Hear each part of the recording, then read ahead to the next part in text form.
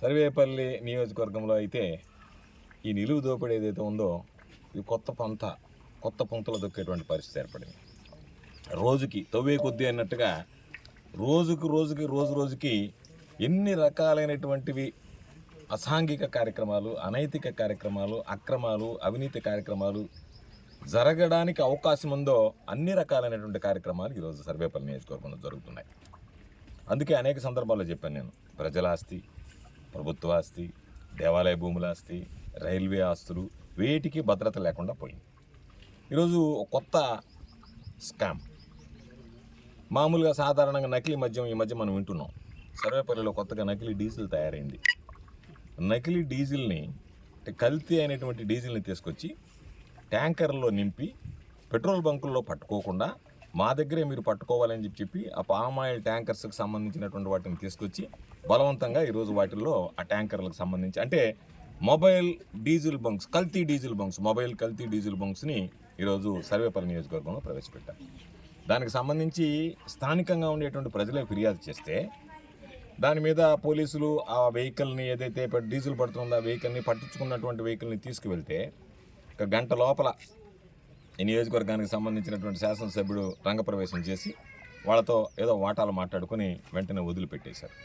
నేను పోలీసులను అడిగా, ఏమయ్యా మీరు కల్తీ డీజిల్కి సంబంధించినటువంటి ట్యాంకర్ను పట్టుకున్నారు కదా, దాని మీద కేసులు నమోదు చేశారు కదా, వాళ్ళని తీసుకెళ్లారు కదా అంటే కేసులు నమోదు చేయలేదు సార్, విజిలెన్స్ మేము చూసుకుంటామన్నారు వాళ్ళు, అందుకని విజిలెన్స్కి వదిలేసామని అన్నారు. అంటే ఎంత దారుణమైనటువంటి పరిస్థితులు ఉన్నాయో ఒక్కసారి అర్థం చేసుకోండి. ఈరోజు దేవాలయ భూములకు సంబంధించి సాక్షాత్తు కంప్లైంట్ ఇచ్చేటప్పుడే నేను 15 అంకణాలు దానికి సంబంధించినటువంటి 15 సెంట్ల భూమి మాత్రమే వాళ్ళు తీసుకున్నారు, 68 సెంట్ని 48 సెంట్ని తెలుగుదేశం వైఎస్ఆర్ కాంగ్రెస్ పార్టీ వాళ్ళు ఆరోపించినట్లు కాదు అంటే ఒక్క సెంటు భూమి అయినా దేవుడి భూమి అన్యాక్రాంతమైన దానికి అవకాశం ఉందా? ఈరోజు మేము పరిపాలించాము, చాలామంది మా దగ్గరికి వచ్చారు, అయ్యా భూమి ద్వారా లేఅవుట్ వేసుకుంటాము అంటే దేవుడి భూమి తాకడానికి లేదన్నాం. ప్రజల ఆస్తులకి, దేవాలయ ఆస్తులకి రక్షణగా నిలబడ్డాం. రైల్వేకి సంబంధించి గ్రావెల్ తీసి పక్కన వేస్తే గ్రావెల్ తీసుకెళ్ళిపోతాయి, దేవాలయ భూములుంటే అమ్మేస్తే, ప్రజలకు సంబంధించినటువంటి పట్టా భూములుంటే వాటిలో టేకు చెట్లుంటే నరికేస్తే, ప్రభుత్వ ఆస్తులు ఎక్కడ పడితే అక్కడ కలిపేసుకుని వాటి మీ ఇష్ట ప్రకారం వ్యవహరిస్తుంటారు. ఒక పక్క గొలగమూడి దగ్గర సంత ఏర్పాటు చేసుకుని నెలకు 5 లక్షల రూపాయలు వసూలు చేసి గోవధను ప్రోత్సహిస్తూ ఉంటారు.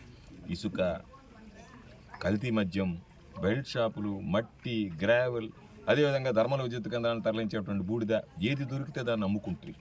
చివరికి ఏదైతే స్థానికులకు సంబంధించి పామాయిల్ ట్యాంకర్స్ అసోసియేషన్ ఏర్పాటు చేసుకుంటే వాళ్ళ కడుపు కొడుతూ ఈరోజు దాన్ని ఆదాయ వనరుగా మార్చుకుని ₹1,00,00,000 పిండుకునేటువంటి పరిస్థితి ఏర్పడింది. దారిన పోయేటువంటి వాటికి దారి దోపిడీ కింద డెకాయిటీ రాబరీ అంటారు దాన్ని.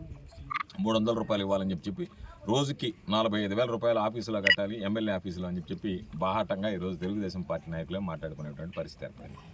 ఇంత దారుణమైనటువంటి పరిస్థితులు, ఇంత దౌర్భాగ్యమైనటువంటి పరిస్థితులు, చివరికి సీఎం రిలీఫ్ ఫండ్, అదేవిధంగా సీఎం రిలీఫ్ ఫండ్తో పాటు చిరుద్యోగుల బదిలీలకు సంబంధించి పర్సంటేజ్లు వసూలు చేస్తారా? ఇంతకన్నా సిగ్గుమాలినటువంటి పని ఇంకొకటి ఉందా? ఎప్పుడన్నా జరిగిందా?